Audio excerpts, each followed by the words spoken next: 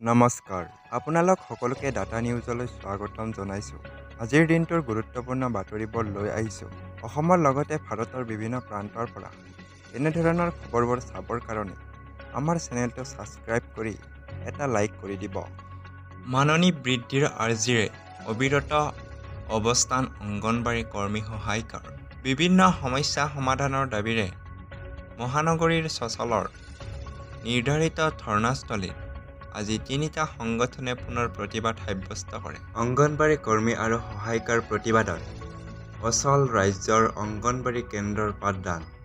চৰকাৰে এক প্ৰকাৰে চমক সৃষ্টি কৰি আদৰ্শ অংগনবাড়ী কেন্দ্ৰ নিৰ্মাণ কৰিছে যদিও এতিয়া কেন্দ্ৰ পৰিচালনাৰ দায়িত্বত থকা অংগনবাড়ী কৰ্মী সহায়িকাই নিজৰ অধিকাৰ বিচাৰি প্ৰতিদিনে ৰাজ্যৰ বিভিন্ন প্ৰান্তত প্ৰতিবাদ সাব্যস্ত কৰা পৰিলক্ষিত হৈছে।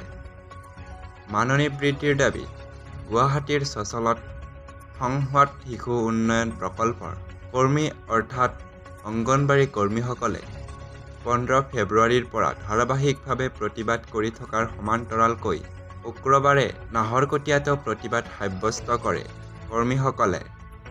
আজি জয়পুৰ সংহত শিশু উন্নয়ন প্ৰকল্পৰ অধীনৰ কৰ্মীসকলে প্ৰতিবাদ সাব্যস্ত কৰাৰ লগতে নাহৰকটীয়াৰ ৰাজহ চক্ৰ বিষয়াক স্মাৰক পত্ৰ প্ৰদান কৰে আৰু সঞ্চালকালয়ৰ প্ৰস্তাৱ মতে মাননী বৃদ্ধিৰ দাবীত অসহযোগ কাৰ্যসূচী ৰূপায়ণ কৰে।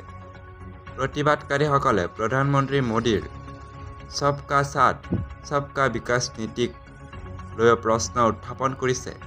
উল্লেখযোগ্য যে অংগনবাড়ী কৰ্মীক 10,000 টকা আৰু সহায়িকাক 7,000 টকা প্ৰদান, গ্ৰেজুইটি আদায় দিয়া, অৱসৰপ্ৰাপ্ত কৰ্মী তথা সহায়িকাসকলৰ এককালীন সাহায্য প্ৰদানৰ দাবীত এই আন্দোলন কাৰ্যসূচী ৰূপায়ণ কৰি আহিছে।